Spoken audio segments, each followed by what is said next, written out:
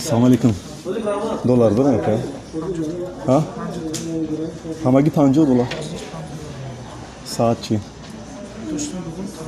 Нафаҳмидам. Чанд қайсида? Алишкин. Номи шумо чӣ буд ака? Ислом. Ман навор гирифтаистам бо иҷоза. Ман Далери Момали рӯзноманигор ва ҳамин ҳоли ҳозир аз нишасти матбуотӣ раиси амонатбанк омадам ва ӯ мегуфт ки дар ягон бинои мо мушкили доллар нест ва шумо мегӯед ки ҳамагӣ $50 дорем. Ҳа? Барои ман пул дар кор нест. Ман хостам фаҳмам ки ту чанд доллар дорӣ дар хазинат ва мегӯӣ ки ҳамагӣ $50 дар як амонатбонки калон ки дар маркази шаҳри Душанбе ҷой гирифтааст. Саломат бошед, барори кор шумо дакаҷон. Хуб, инам натиҷаи он нишасте ки муҳтарам раис мегӯяд ва